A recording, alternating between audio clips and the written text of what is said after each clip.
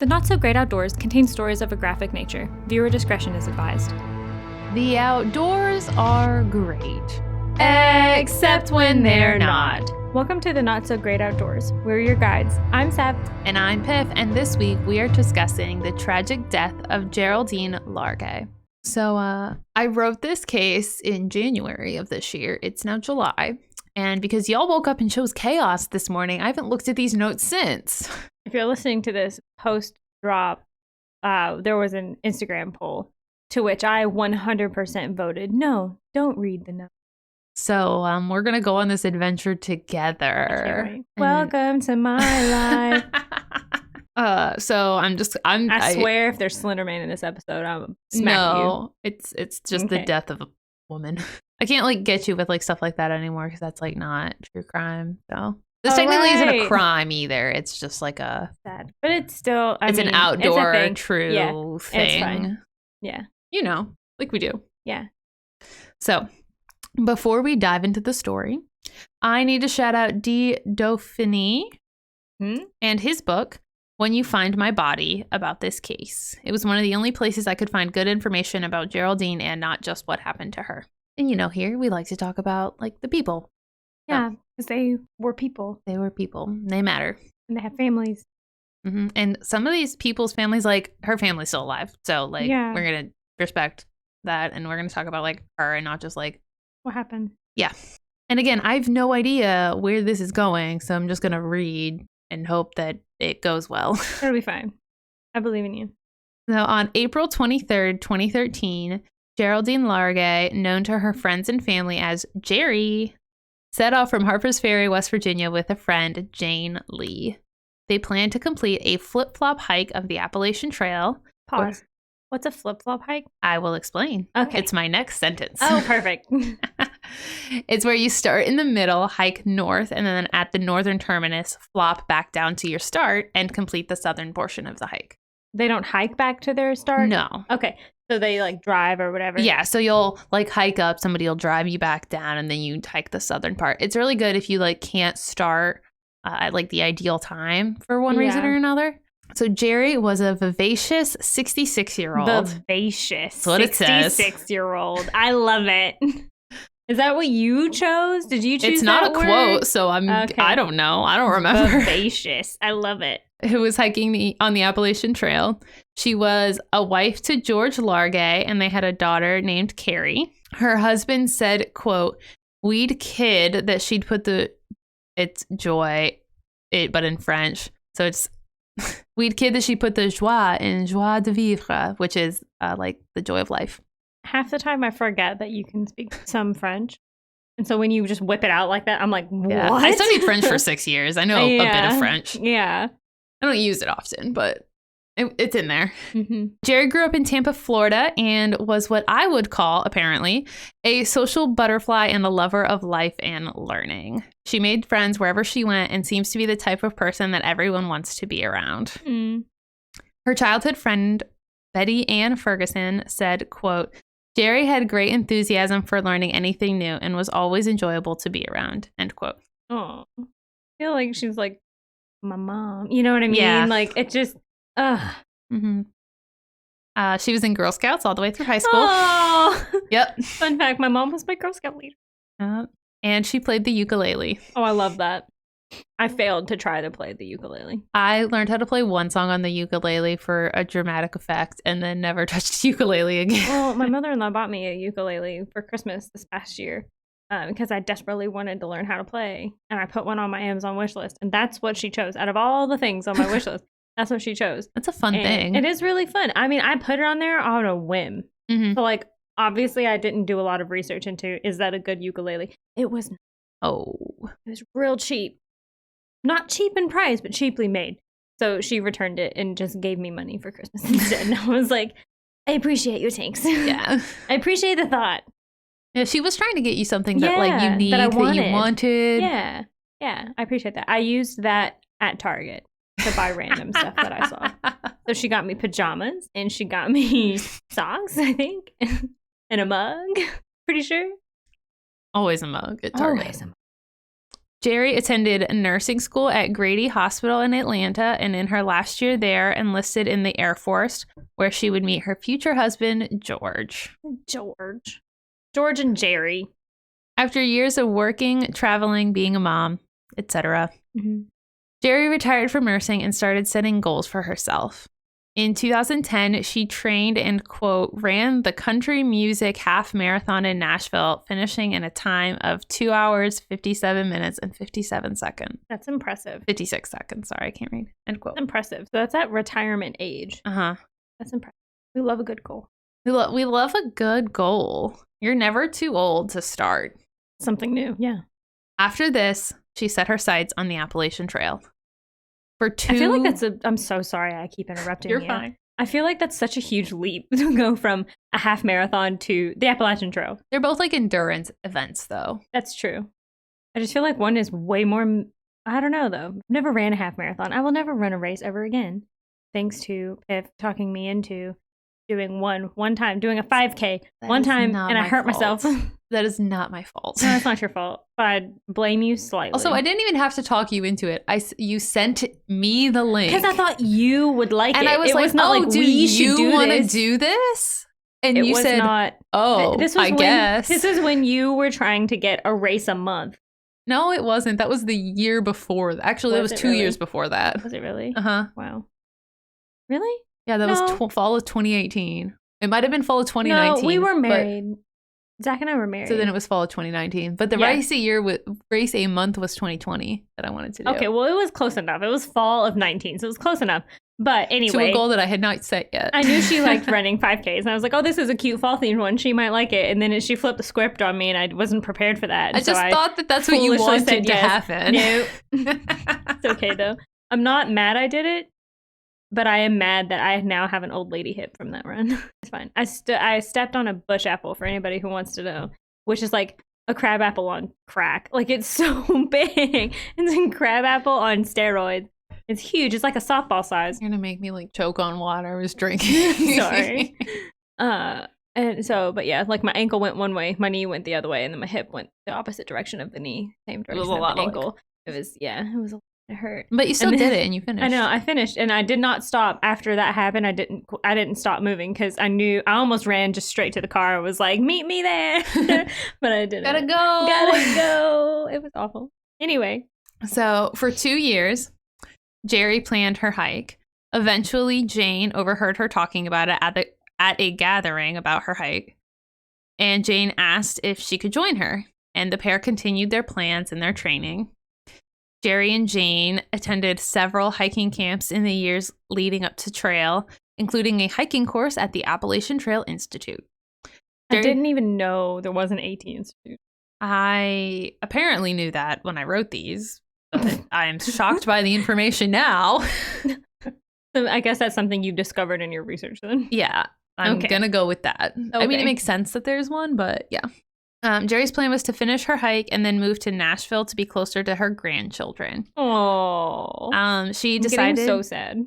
This is so sad. And we're not even to the sad part. I'm just telling you all about her wonderful life and I know, everything. which is and why then you're it's like, sad. yeah, because I started off at the top saying she dies. So yeah. Well, but I mean, I'm glad you did, because then if it was like she is this wonderful person and da da da, and she died, like then I would be very upset. Like, definitely start with, yeah. I always tell you at the top. Died, but here's the wonderful life that they had. I give it away at the top. Yeah. There's no... appreciate that. No surprises here. Well, there's surprises as, like, who did it. But well, yeah. But, you know. So, Gerry had decided to complete a through hike of the trail, and her husband would meet her at predetermined points to provide resupplies and short reunions. Shortly after starting, she had already gotten a trail name, Inchworm. Aw, I can't! Do I still get a trail name even though I chickened out? I think you have to go on trail to get a trail name. That's fair. I guess her husband also had his own trail name, even though he wasn't hiking, Sherpa, because of his role bringing her supplies and traveling along as she hiked. That's the cutest thing. I'm gonna cry. Yeah, it's real sad. Really sad. I love Inchworm. Yeah, Inchworm and Sherpa. Does Jay have a camp? have a trail name? No, I don't even have a trail name. You don't have a trail name? No. You gave me one, but you don't have one? You were really excited to have one. I was really excited to have one. I'm going to have to do... Wait, does our trip to Mammoth count? No. No? You'd have to go backpacking to get a trail name because that's what they're for. I was thinking... Okay, side tangent. We can edit this out if you want. I was watching a TikTok and it was this like huge group of backpackers. And like you could tell that they did this type of thing with each other all the time. But there was like 12. I'm not even kidding. Like 12 to 15 people. And one dude, they were like going around and like someone was filming each person say their trail name and like why they got it or whatever. Mm-hmm. And this one dude's trail name is Chaco because all he wears are Chacos. I'm like, bruh. There's a kid he was like between 18 and 20 when he did it, but he hiked the whole AT in Chacos. You're just looking at me now. I just feel like that's such a dumb idea. Like, I'm sorry, but I just feel like they're that's hiking not... shoes. I mean, they are, but like... But They're still, pros and cons. Yeah. I'm just saying if you hike in Chacos that you're dumb. I have hiked in Chacos, but I would not Chacos do a like... lot. I would not do like a backpacking trip in Chacos solely. I would bring them, but I don't think I would solely wear those. Everybody has their own opinions. I'm not going to say I would never do it because I probably would. But I hike in my Chacos. I can't say I would never either because I don't have enough experience. I just feel like it's such a bad idea. Anywho, sorry. So, quoted from The Guardian, her husband would say about the hike, quote, hiking the Appalachian Trail and sleeping in tents and wearing the same stuff for 3 and 4 days in the rain, not on my bucket list, he said. Same. But she needed to be supported on the hike because she had limits on what she could carry. So I simply had to say, okay, suck it up. What's 6 months in the grand scheme of things? So I did it. End quote. Was that their last 6 months together? Like, did she die on this hike? Yeah. That's why I'm talking about the hike so much. I can't. You're really going to hate, like, how she died. I mean, everybody should hate it, but, like, I don't know if you're mentally and emotionally prepared for where this is going. Absolutely not. It's been a terrible week at work, so I'm absolutely not. So y'all might get to hear me cry for the first time. Well, I have a tangent. Great. It's some info about the Appalachian Trail. Let's hear it. We love a fun fact. Bullet 1. Okay. Length. Approximately 2,200 miles, although the exact trail length changes every year, and it crosses 14 states. 14 states is a really fun fact, but like the 2,200 miles or whatever makes me just It's just like, you break it up. No. On average. That is one hike I will always say no to. If you're like, let's hike the AT. I want to do it. Becca and I are going to do it. On average, do you want to guess how long it takes to finish the trail? In days. Number of days. Oh, no. I don't. 165, which is about Really? 5.5 months. I was going to say, that was less than I thought. Yep. And it costs hikers on average $5,500. Good Lord. And that's No. That's food, transport, lodging, laundry, etc. That's not counting gear. It's not counting gear. Mm-mm. Oh my God. Well, gear that they have to replace on trail. So that's on trail expenses. All the admiration in the world for people who have done it, have attempted it, whatever. But also, why? An experience. I mean, yeah. I'm sure it's a once in a lifetime, life-changing experience that I don't have any desire to have. But I want to hear all about it when other people do. If they come out alive. This is not really my ideal way of hearing about the AT, but So every year, with the exception of years like 2020 and 2021, when trails are closed in large sections. Although, so when I wrote these notes, it was January. So January 2021, the trails were still closed. They did reopen the AT for thru hikers, and they're counting thru hikes that happened this year. So that's exciting because if you thru hiked in 2020, the Appalachian Trail Conservancy does not recognize your thru hike because everybody said not to do it, and then you did it anyway. Yeah. So. But like, what if you started it before they said not to, and you finished it in the midst of the pandemic to find out that it doesn't count? Well, so typically you start in March. I mean, yeah, but I'm just like, what if there was this one crazy person out there and who it's started pretty impossible in January? to be that separated for what's happening. Like while you're actually on trail, yes, Yeah. but you have to go into You town come and every 3 to get- 5 days for resupply. Yeah. So, and like there were people like big YouTubers that are through hikers and stuff who were on the AT in March of 2020 and they had no idea what was happening and they came into town for a resupply, found out and were like, I need to be responsible right now. And they got off trail. I need to go home. Yeah. Yeah. So in 2019, 7,292 hikers began their through hikes at various points on the trail. And according to the ATC, the Appalachian Trail Conservancy, only 970 of those 7,000 reported completing their hike. And of course, there are people who finished and did not report it or hiked in general without telling anybody. But that's just an idea of like how many people try and how little of those people actually complete it. Mm-hmm. According to the ATC, less than 15,000 hikers have completed a successful through hike. I just don't get it. I don't get it. Again, respect. Why? We've established the fact that I'm not the outdoorsy one in this relationship. So you're outdoors light. I'm outdoors adjacent. Like I'm not even sort of outdoors. Like the older I get, the less I would like, and I sound like I'm getting really old. I'm not very much still in my 20s, but like the older I get, the less I want to deal with the hassles of the outdoors. Like I have like 5 mosquito bites right now and I'm about to die, which is like crazy because I used to grow up with like hundreds all over my entire body. I mean, also if it makes you feel better, I also hate getting mosquito bites. But yeah. That's why I wear long pants. Back to this. Most hikers, about 87%, will attempt the traditional northbound route, so that's Georgia to Maine. TBH, this is the way I would prefer to hike, with about 25% of the hikers being female. In 2016, 65.2% of hikers began their hike as solo hikers, but only 38.3% of those would spend most of their time actually hiking alone. You meet people, you get a tramly. Love it. And you form bonds with the people doing the same thing that you are doing. The first murder on the Appalachian Trail was in 1974. Since then, there have been a total of 10 murders on the trail. Using some fancy math, you are 968 times more likely to be killed in the U.S. at large than on the AT in a given year. But accidents and injuries are less regularly reported and kept track of, so we don't have good stats on that. I was going to say, I feel like you're going to be more likely to be killed by a bear than a human on the AT. No. On the AT, you just got black bears, so the second you start making noise, they run away. They're like, no. They're like, I gotta go. So those were my AT fun facts. Back to this case. After years of preparation and training, Gerry and Jane set off on their hike on April 23rd, 2013. Gerry would send emails to family and friends throughout the hike, their first section lasting from April 23rd to April 27th. They did 58.8 miles, averaging 11.8 miles per day.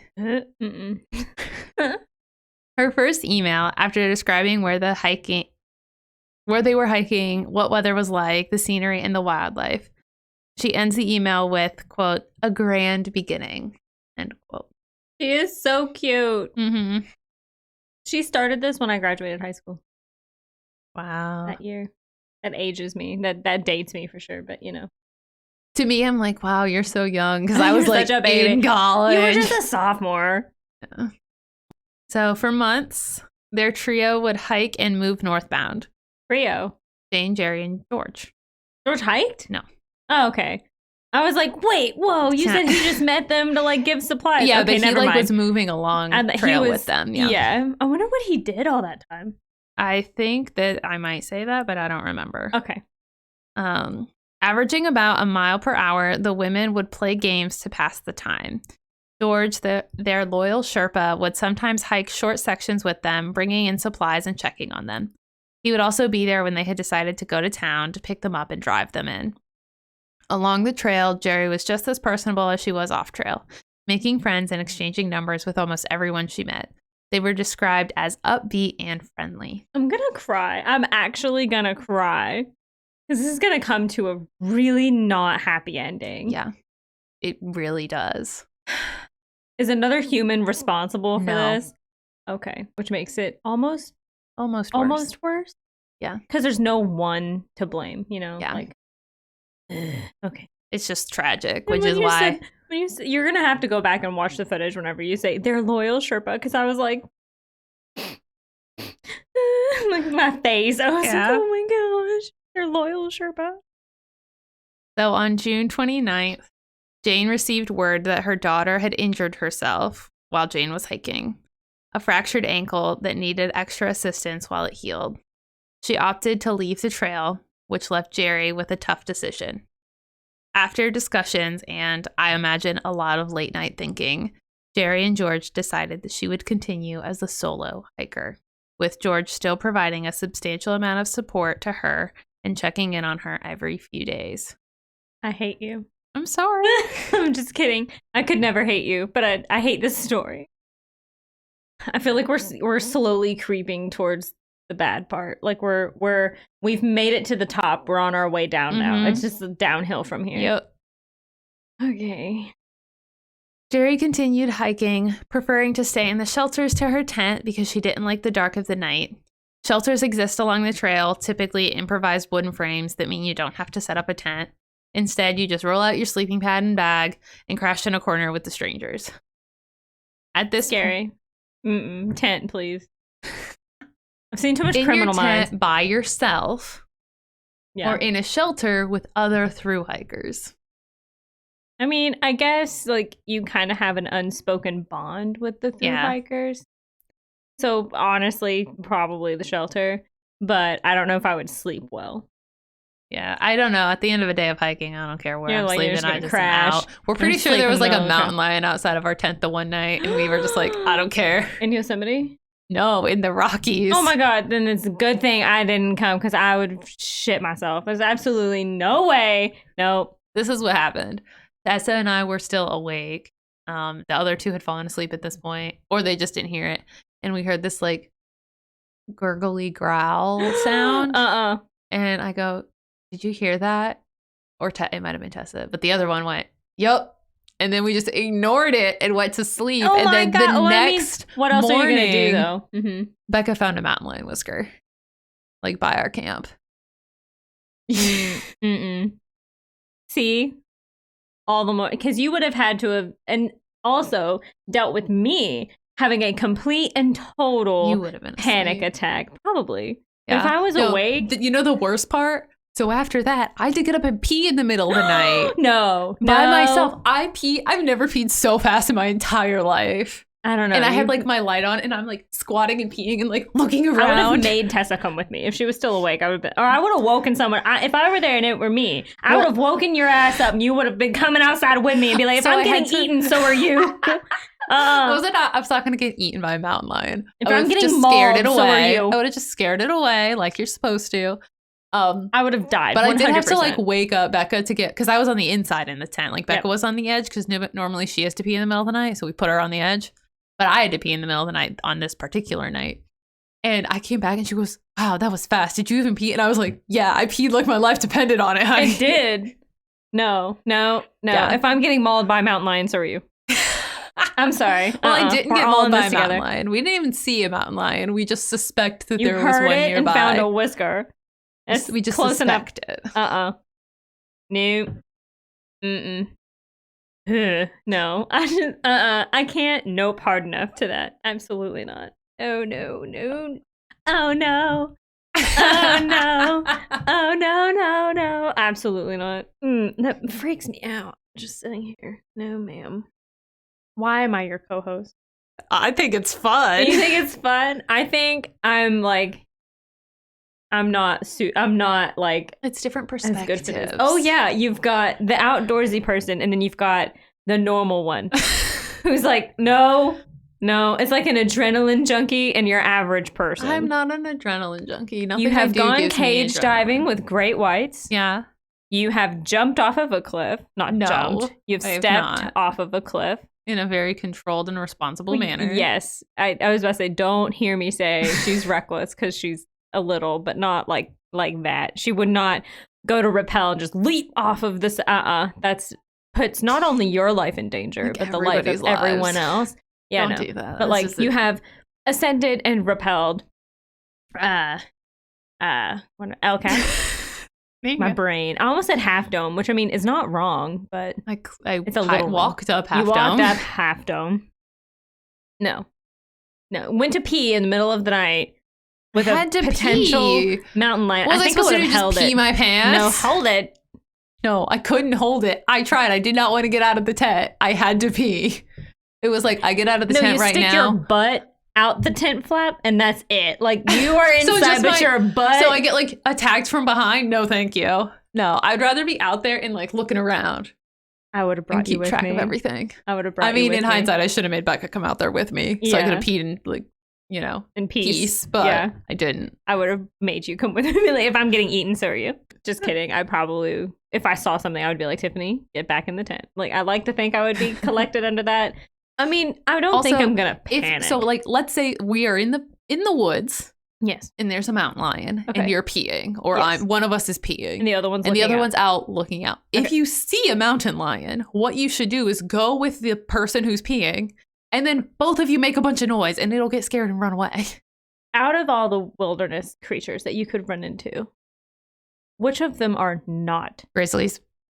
That's it. Grizzlies are not afraid of you. But I mean, which ones are not scared off by loud noise other than grizzlies? Just grizzlies. So if you see a grizzly, you're just screwed. No, if you see a grizzly, you hope you have bear spray.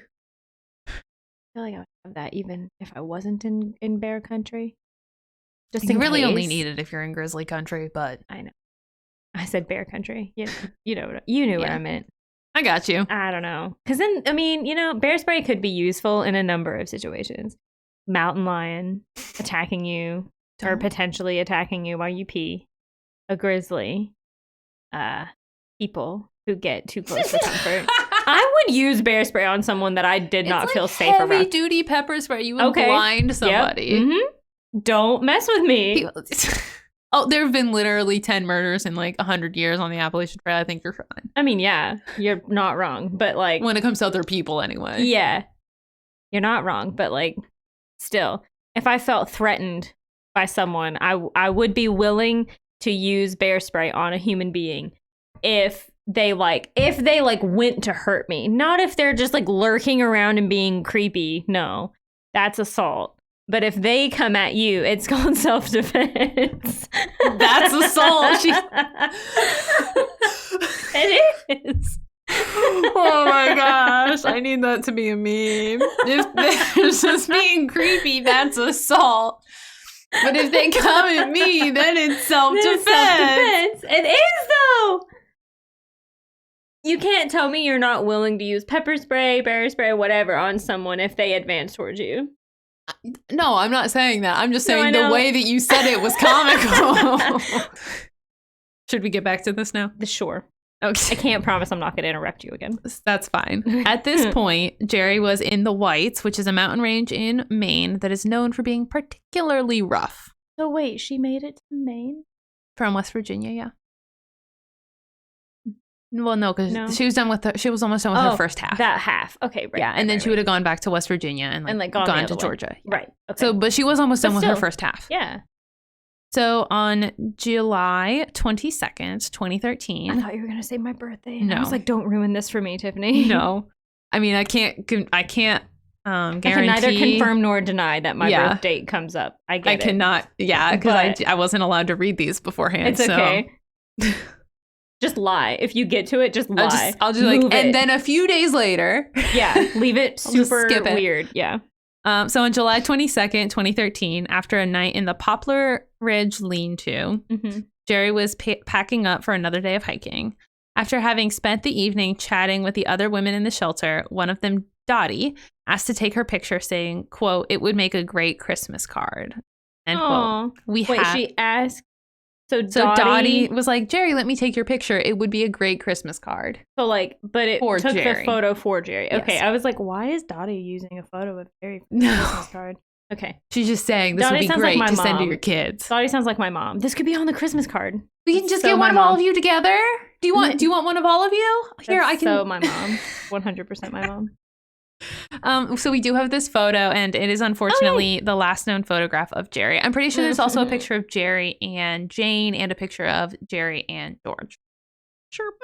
So, and if you're new to the podcast, all of our... Oh my gosh, she's so cute. You know who she looks like?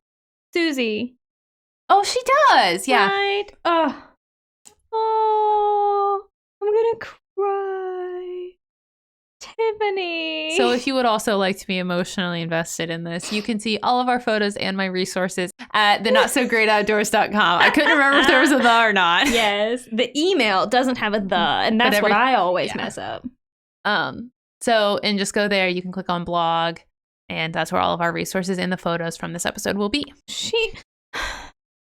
Now that I've made the connection that she looks like Susie, I can't.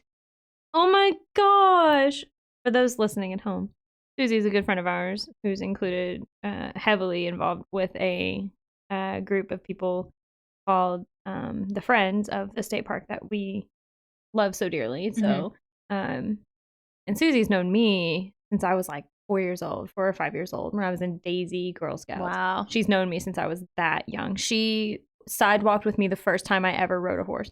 Wow. Like, she's known me my entire life. So now I can't do it. Now it's worse. Now it was already pretty bad, and now it's worse. Now it's terrible. She's so cute, though. Look at her. Yeah. She's so happy. Yeah. See, she's wearing boots. She's wearing boots and not chacos. You know, I have to include that whole chaco thing. So it's been a while. Gerry set out down the path. Yes. She started hiking, climbing over the rocks and boulders that make up that section of trail. She crossed Overton Stream and then continued the scramble. But the next day, when Gerry was set to meet her husband, she was not there. I can't. I'm just bracing myself. From reconstructions and Gerry's own journals, we know that sometime within the 10 o'clock hour on July 23rd, she needed to go to the bathroom.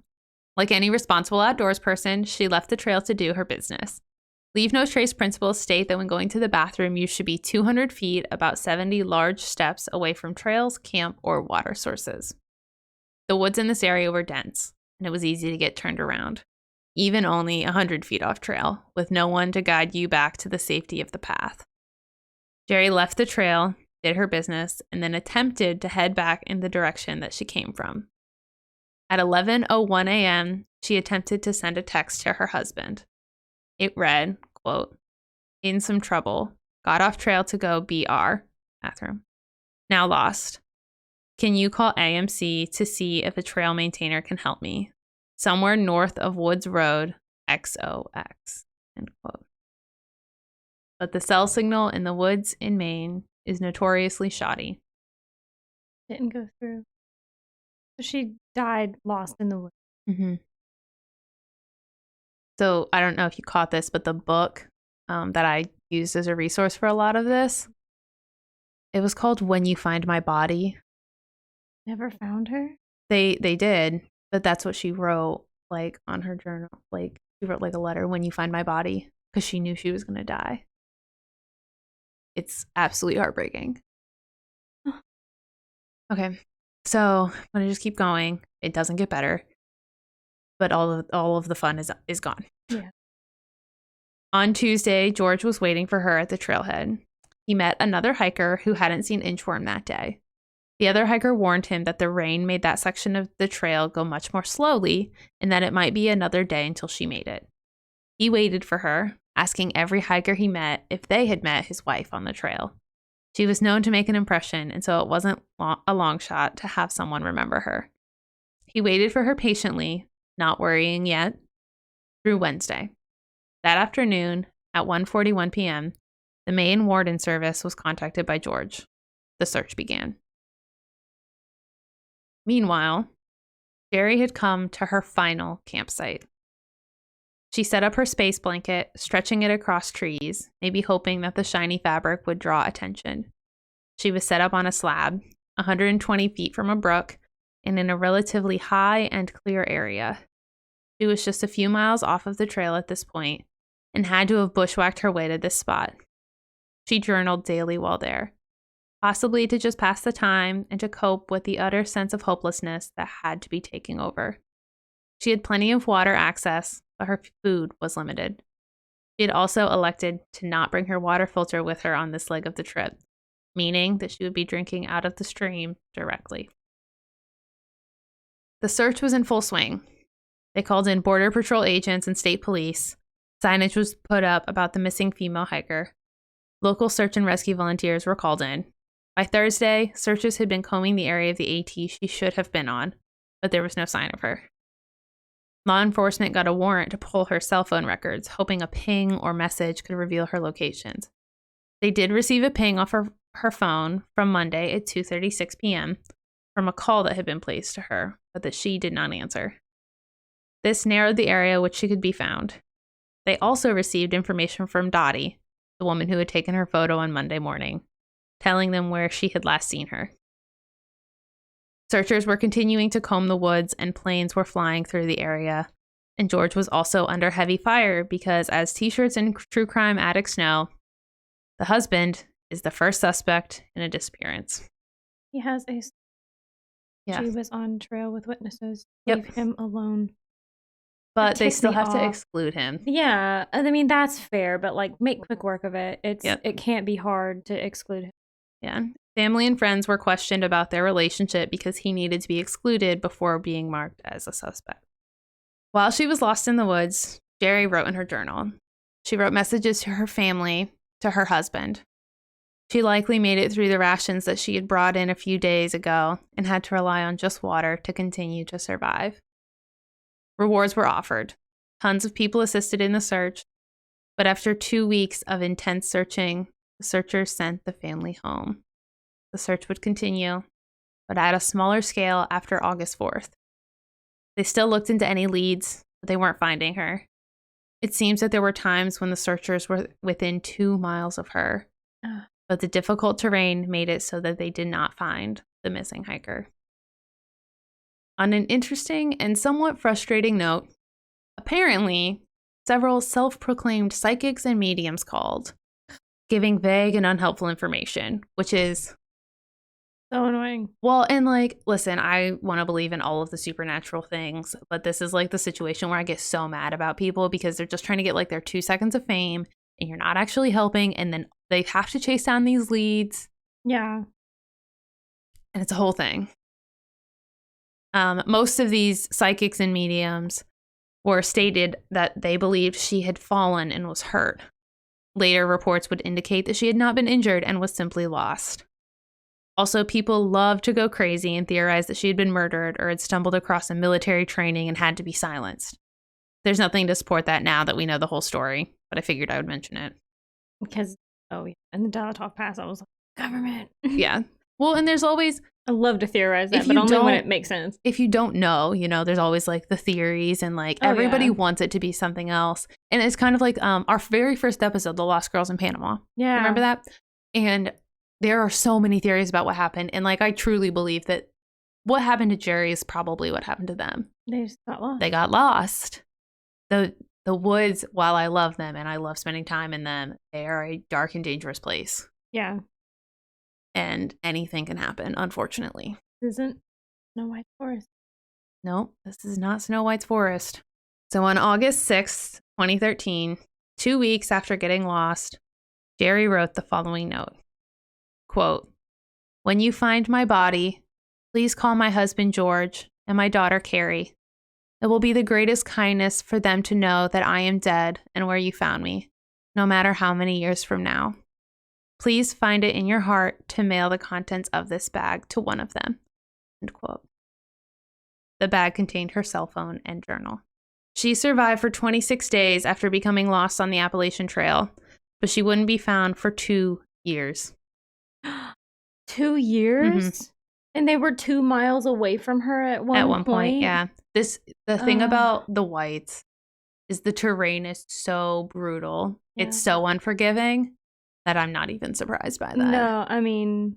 Like, it's mountains and boulders that you're just trying to get over, even on the path.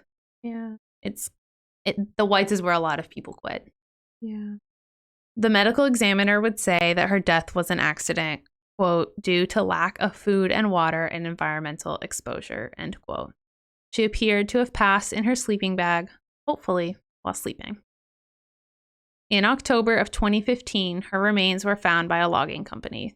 From the New York Times, quote, her remains were found on October 14th, 2015, inside her sleeping bag, in a campsite she had kept neat until the very end.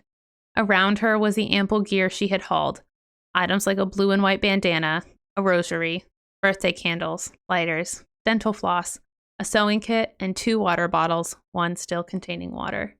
End quote. In one of Gerry's letters, she ended with, my deepest love to you and to all my friends. I pray to see you all in heaven. And that's the story of Geraldine Largay. The fact that she was able to come to some kind of peace with her fate. Yeah. That she had the wherewithal to write to her family. Like, that's more closure than any other, like, family Usually that we've gets. ever talked about. Yeah.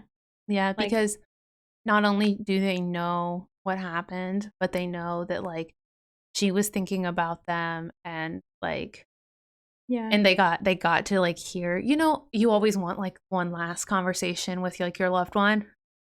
They kind of got that. Yeah.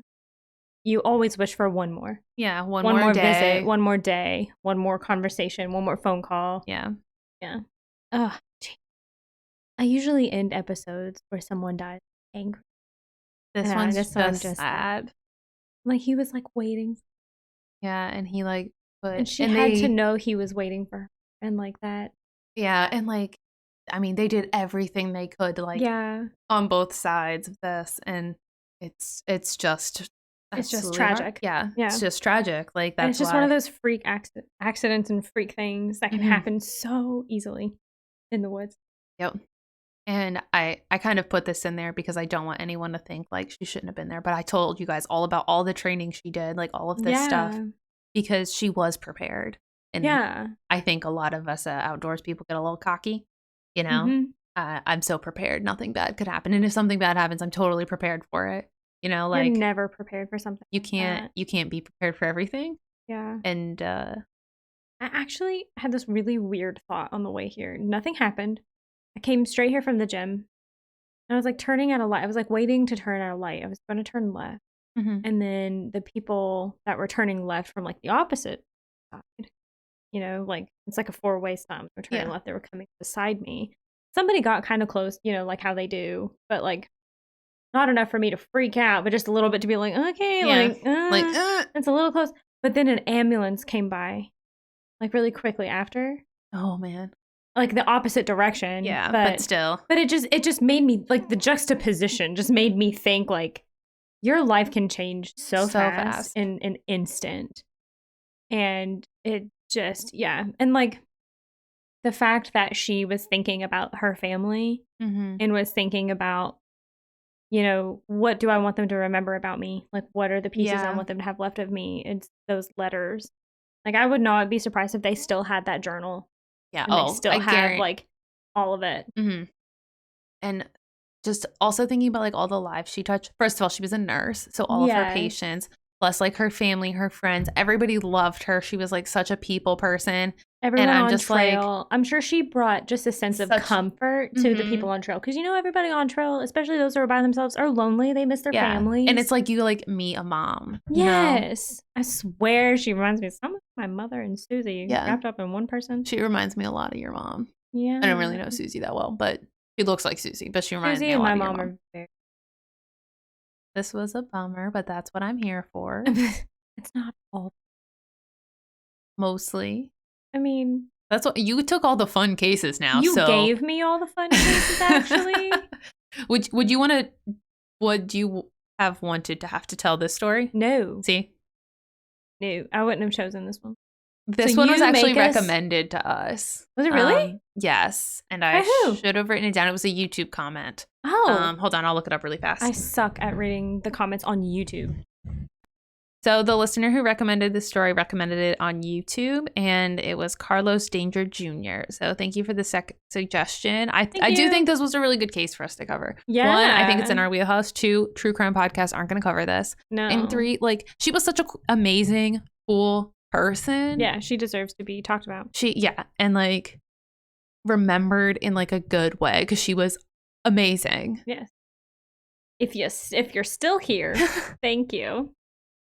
Be sure to check us out on Instagram and Twitter. We are at InitioPod and TikTok now. Wow, I'm gonna have to change my outro.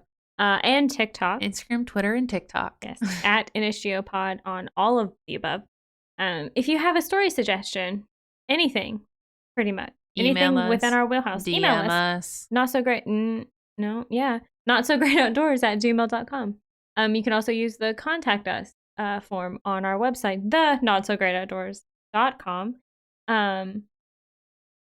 If you want to support the show, feel free to visit the website and click on the little button that says buy us a glass of wine. That's going to help us just keep on keeping on.